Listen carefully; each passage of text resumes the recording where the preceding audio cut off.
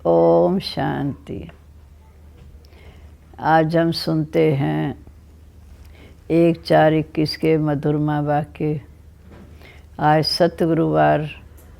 सतगुरु बाबा हमें वरदानों से भरपूर करते हैं। आज बाबा वरदान दे रहे हैं कि भाग्यवान आत्मा भव, अंतर्मुखी भव, हर्षित मुख भव। क्योंकि जितना हम अंतर्मुखी होंगे, अपने सोच स्थिति में रहेंगे, जितना हम अपने आप को हर्षित रखेंगे, तो हमारा जीवन सदा भाग्यवान। भाग्य विधाता बाप हमें भाग्य दे रहा है। बाबा कहते बच्चे जितना लूटना चाहो लूट लो।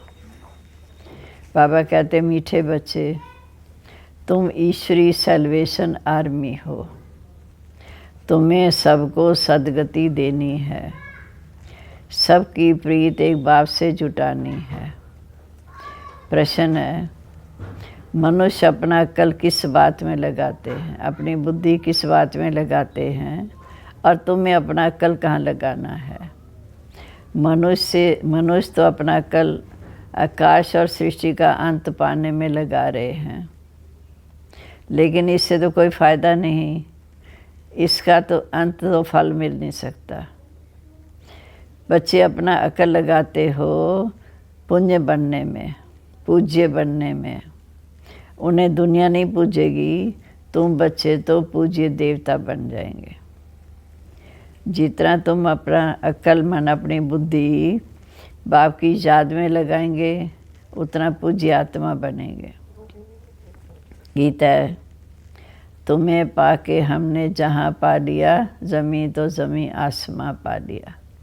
एक बाबा को पाने से देखो हमें सब कुछ मिल जाता है। ओम शांति। बच्चे समझ गए हैं कि यह है ज्ञान मार्ग, वो है भक्ति मार्ग। अब प्रश्न उठता है कि भक्ति मार्ग अच्छा या ज्ञान मार्ग अच्छा? दो चीज़ हुई ना। कहा जाता है ज्ञान से सद्गति होती, तो ज़रूर कहेंगे कि भक्ति अलग, ज्ञान अलग, दोनों अलग अलग हैं। मनुष्य समझते हैं कि भक्ति करने से ज्ञान मिलेगा, तब सद्गति होगी। भक्ति के बीच में ज्ञान हो नहीं सकता। भक्ति सबके लिए है, ज्ञान भी सबके लिए है, क्योंकि भक्ति करते हैं द्वापर युग से। अगर बीच में बाबा ज्ञान देवे तो अंत में हमें उतरना तो है ही, तमो प्रधान तो बनना है। बाप आकर तब ज्ञान देते हैं जब भक्ति का अंत होता है। तब आते हैं हमें ज्ञान देकर हमारी सद्गति करते। इस समय है भी कलयुग का अंत, तो ज़रूर सबकी सद्गति होगी। इसलिए पुकारते हैं और गाते भी हैं कि और संग तोड़, अब तुम बाप के संग जोड़ो। अब वो कौन है, किसके साथ जोड़ेंगे, ये तो समझते नहीं। अक्सर करके बुद्धि सबकी कृष्ण की तरफ चली जाती है, क्योंकि कृष्ण तो साकारी है। हम सच्ची प्रीत तुम संग जोड़ें, तो जब कृष्ण से प्रीत जोड़ते हैं तो फिर दूसरे किसी की याद रहती नहीं, कृष्ण को ही याद करते हैं। कृष्ण का चित्र तो सबके पास है। कृष्ण जयंती भी मनाते हैं। जैसे मीरा ने एक संग जोड़ी, काम काज करते ही कृष्ण को याद करती रहती थी। तो बाबा कहते घर में भी रहना है, खाना पीना भी करना है। सच्ची प्रीत कृष्ण से जोड़ी, जैसे वो आशिक व माशिक हो गए। कृष्ण को याद करने से फल भी मिलता है। कृष्ण को तो सब जानते हैं, गाते भी हैं, सच्ची प्रीत हम तुमसे जोड़ी और संग तोड़ी। लेकिन ऊंचे से ऊंचा सच्चा तो एक परमपिता परमात्मा है, जो आकर सबको वर्षा देने वाला है। उसको कोई जानता नहीं। भल कहते हैं परमपिता परमात्मा शिव है, परंतु कब आते हैं ये कोई नहीं जानता। शिव जयंती होती है तो ज़रूर आते होंगे। कब कैसे आते, क्या करते, किसी को पता नहीं। कोई भी मनुष्य मात्र नहीं जानते कि सर्व का सद्गति दाता एक शिव बाबा है। परंतु कैसे करते हैं, सद्गति का अर्थ क्या है, कुछ भी नहीं जानते। शिव बाबा तो ज़रूर स्वर्ग की बादशाही देते हैं। तुम बच्चे तो धर्म के थे, तुमको ये पता ही नहीं था, तुम भूल गए थे। फिर और कैसे जान सकते? जो बाबा के बच्चे जिनकी सदगति हुई थी, सतयुग में आए थे, वह भी भूल गए, तो बाकी कैसे जान सकते? अभी शिव बाबा द्वारा तुमने जाना है और दूसरों को भी बताते हो। तुम हो ईश्वरी सेल्वेशन आर्मी। सेल्वेशन कहो, सदगति की आर्मी कहो। अभी तुम बच्चों पर रिस्पॉन्सिबिलिटी है कि खुद आर्मी बनकर स्वयं को भी निकालना है और दुनिया को भी निकालना है। तुम चित्रों पर भी समझा सकते हो। भाषाएं तो बहुत हैं, मुख्य भाषाओं में चित्र भी बनाने पड़ते हैं। भाषाओं का भी बड़ा झंझट है, इसलिए प्रदर्शनी भी बनानी पड़े। चित्रों पर समझाना बड़ा सहज होता। गोले में भी समझाते हैं। सीढ़ी सिर्फ भारतवासियों के लिए है, क्योंकि भारतवासी स्वर्गवासी थे, फिर नीचे उतरते आए। इसमें और कोई धर्म है नहीं। ऐसे थोड़ी कि भारत तमो प्रधान बनता है और नहीं बनते। तमो प्रधान तो सब बनते हैं, तो उनके लिए होना चाहिए। ये सब बुद्धि में सर्विस करने के ख्याल आने चाहिए। दो बाप का राज भी सबको समझाना है। वर्षा रचता बाप से मिलता है। ये भी सब धर्म वाले जानते हैं कि लक्ष्मी नारायण भारत में पहले महाराजा महारानी थे, भगवान भगवती थे। अच्छा, उन्हों को ये स्वर्ग का राज्य कैसे मिला? ज़रूर भगवान द्वारा मिला। कैसे मिला, कब मिला, ये किसी को पता नहीं। ये तो बच्चों को समझाना है। चित्र तो सब तरफ हैं। लक्ष्मी नारायण के चित्र होंगे, भले ड्रेस फीचर्स आदि वो नहीं होंगे, क्योंकि जो सतयुग के फर्स्ट नंबर के चित्र हैं वो नहीं होंगे। जिसको जो अब आया सो बैठ बनाया। श्री नाथनी, श्री राधे कृष्ण है ना। श्री राधे श्री कृष्ण कोई ताज वाले नहीं और काले भी नहीं। राजधानी लक्ष्मी नारायण की है, ना कि राधे कृष्ण की। क्योंकि सतयुग का पहला दिन तभी शुरू होता है जब लक्ष्मी नारायण को राज तिलक मिलता है। मंदिर तो अनेक प्रकार के बनाए, नाम तो एक ही रखेंगे ना, लक्ष्मी नारायण। डिनास्टी भी लक्ष्मी नारायण की कहेंगे। राम सीता का घराना लक्ष्मी नारायण का घराना, वो तो प्रवृत्ति मार्ग हो गया। राधे कृष्ण का घराना नहीं कहेंगे, तो बच्चे हैं। ये बातें सिर्फ तुम्हारी बुद्धि में हैं। वह तो समझते हैं, पर धीरे धीरे सबकी बुद्धि में आएगा। बाबा कहते, यज्ञ तप तीर्थ आदि करने से परमात्मा को पा सकते नहीं, परंतु भगवान कहते हैं ये सब मुझे दूर करने के रास्ते हैं। क्योंकि हमारी बुद्धि देहधारियों में चली जाती है तो बाप से दूर हो जाते हैं। ड्रामा में सबको दुर्गति को पाना ही है, तो ज़रूर ऐसी बातें बताते हैं। फिर बाबा कहते, भक्ति मार्ग के रास्ते पकड़कर जब थक जाते हैं, तब फिर भगवान को पुकारते हैं कि हे पति पावन, आप आकर हमें पावन बनने का रास्ता बताओ। आप बगैर पावन कोई बना नहीं सकता। थक गए हैं, क्योंकि भक्ति पूरा दिन प्रतिदिन थकाती है। अभी तो मेले आदि पर कितने लाखों जाकर इकट्ठे होते हैं, कितनी गंदगी होती। अब तो अंत है, दुनिया को बदलना ही है। वास्तव में दुनिया एक है, उसके दो भाग बनाए तो मनुष्य समझेंगे स्वर्ग और नरक अलग अलग है, परंतु वो अभी आधा आधा है। ऊपर में सतयुग, त्रेता, द्वापर, कलयुग। कलयुग में तमो प्रधान सबको बनना ही है, क्योंकि जब भी कोई आए तमो प्रधान तो सबको बनना ही है। सृष्टि पुरानी होती जाती, इन बातों को सिवाय तुम्हारे और कोई समझता नहीं। मूंझे हुए हैं, कोई कृष्ण को भगवान कहते, कोई फिर राम को भगवान कह देते। आज का तो मनुष्य अपने को भी भगवान कह देते हैं। शिवो हम तत्त्वम, हम ईश्वर के अवतार हैं। देवताओं से भी मनुष्य तीखे हो गए हैं। देवताओं को फिर भी देवता कहेंगे, ये तो फिर मनुष्य को भगवान कह देते। यह है भक्ति मार्ग। देवताएं तो स्वर्ग में रहने वाले थे, अभी कलयुग आयरन एज में है, फिर मनुष्य भगवान कैसे हो सकते? देवताएं तो स्वर्ग में रहने वाले थे, आज के मनुष्य एकदम आयरन एज, तो उन्हें भगवान कैसे कह सकते? बाप कहते, मीठे बच्चे, मैं आता हूँ इस पुरुषोत्तम संगम युग पर, जबकि मुझे आकर दुनिया को ट्रांसफ़र करना है। कलयुग से सतयुग हो, बाकी सब शांति धाम में चले जाएंगे। वो है निराकारी दुनिया और ये है साकारी दुनिया। शांति धाम में आत्माएं रहती हैं, वो है निराकारी दुनिया, ये है साकारी दुनिया। निराकारी झाड़ भी समझने के लिए बड़ा बनाना पड़ता है। ब्रह्मा तत्व भी इतना बड़ा है जितना बड़ा आकाश है, दोनों का अंत नहीं पा सकते। भल कोशिश करते हैं, एरोप्लेन आदि में जाएंगे, परंतु अंत नहीं पा सकेंगे। सारा समुद्री समुद्र है, आकाश ही आकाश है, वहाँ तो कुछ है ही नहीं। भल कोशिश बहुत करते हैं कि हम इन सब बातों से जानने का कोई फ़ायदा नहीं। समझते हैं हम अपना कर निकालते हैं, अपनी समझ से काम करते हैं, पर वो है मनुष्यों का अकल। साइंस का घमंड भी कम नहीं है, भल कितना भी अंत पाने की कोशिश करे, परंतु उनको सारी दुनिया पूजेगी नहीं। देवताओं की तो पूजा होती है, कोई चक्कर लगा कर आता है तो पूजनीय तो नहीं बनते, पर देवी देवताओं का तो पूजन होता। तुम बच्चों को बाप देखो कितना ऊंच बनाते हैं, सबको ले जाते हैं शांति धाम।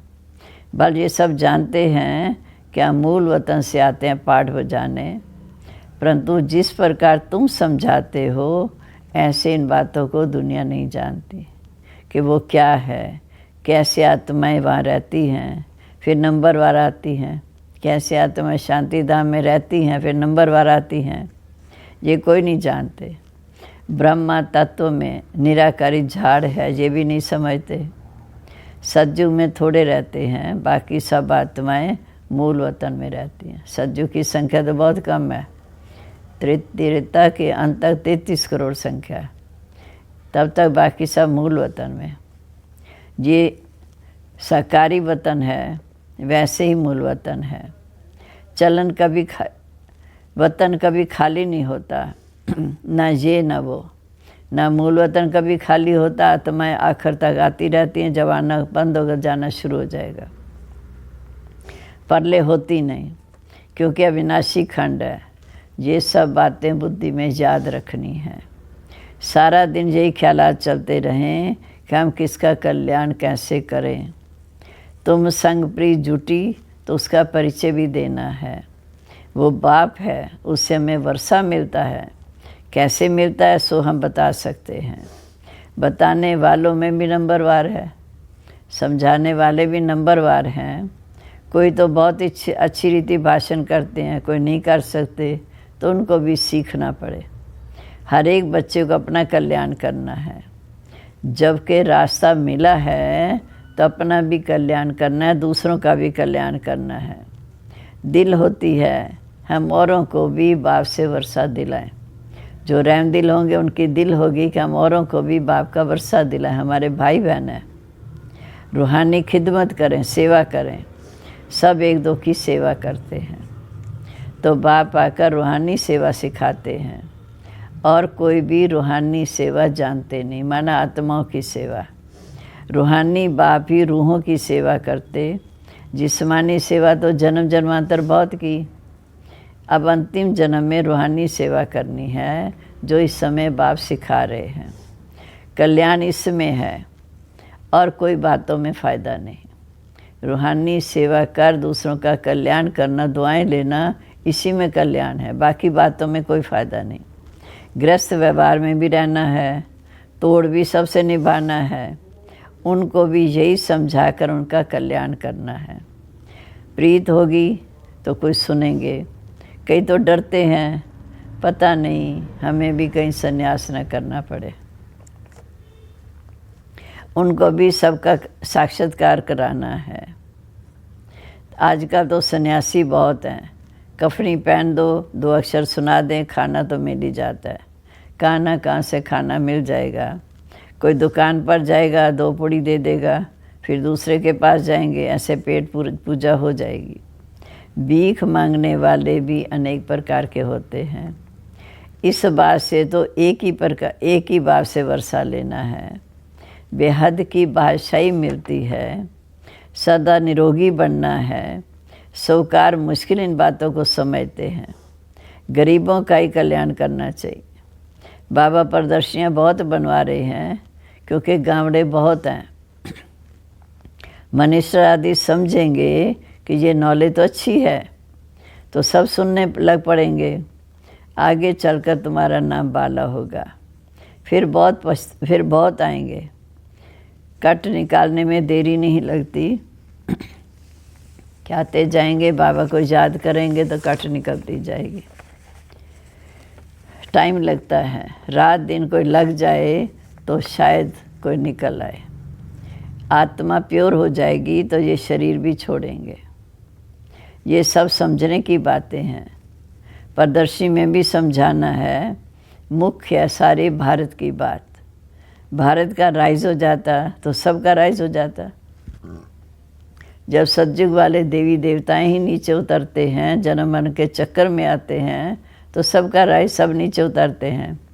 प्रोजेक्टर से भी प्रदर्शनी में जास्ती सर्विस हो सकती है। धीरे धीरे वृद्धि को पाते जाएंगे। दिन प्रतिदिन तुम्हारा नाम बाला होता जाएगा। ये भी लिखना चाहिए कि 5,000 वर्ष पहले भी ऐसे हुआ था, क्योंकि 5,000 वर्ष का चक्र वो फिरता है। ये तो बड़ी वंडरफुल बातें हैं। बाबा इशारा देते हैं, फिर भी बच्चे बहुत बातें भूल जाते हैं।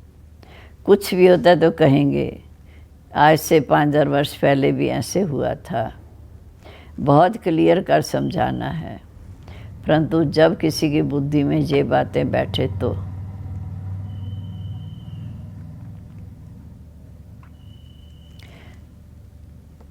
अखबार में भी डाल सकते हैं ताकि कुछ समझे तो सही। ज्ञान मार्ग में बड़ी फर्स्ट क्लास अवस्था चाहिए। ऐसी बातों को याद कर हर्षित रहना चाहिए। प्रैक्टिस पड़ जाए तो फिर अवस्था बहुत खुश मिजाज हो जाती है। अच्छा जी, मीठे मीठे सिक्के लदे बच्चों प्रीत, माता पिता बाप दादा का याद प्यार, गुड मॉर्निंग। रूहानी बाप की रूहानी बच्चों को नमस्ते। रूहानी बच्चों की रूहानी बाप दादा को नमस्ते। नमस्ते बाबा, गुड मॉर्निंग। शुक्रिया, आपका शुक्रिया। अब धारणा के लिए मुख्य सार। और सबसे बुद्धि की प्रीत तोड़ एक बाप से जोड़नी है, और सबकी प्रीत एक बाप से जुड़ाने की सेवा भी करनी है। खुद भी जोड़नी है, दूसरों की भी सेवा करनी है। दूसरा, सच्चा रूहानी खिदमतगार बनना है। अपना भी कल्याण करना है तो दूसरों को भी रास्ता बताना है। अवस्था बहुत खुश मिजाज बनानी है। अब आज का वरदान। एक बाप की स्मृति से सच्चे सुहाग का अनुभव करने वाले भाग्यवान आत्मा भाव। एक बाप की स्मृति से सच्चे सुहाग का अनुभव करने वाले भाग्यवान आत्मा भाव, जो किसी भी आत्मा के बोल सुनते हुए नहीं सुनते, किसी अन्य आत्मा को स्मृति संकल्प व स्वप्न में भी नहीं लाते, अर्थात किसी भी देहधारी के झुकाव में नहीं आते। एक बाप दूसरा न कोई इस स्मृति में रहते हैं तो उन्हें अविनाशी सुहाग का तिलक मिल जाता है। ऐसे सच्चे सुहाग वाले ही भाग्यवान हैं। स्लोगन है, अपनी श्रेष्ठ स्थिति बनानी है तो अंतर्मुखी बन फिर बारमुखी में आओ।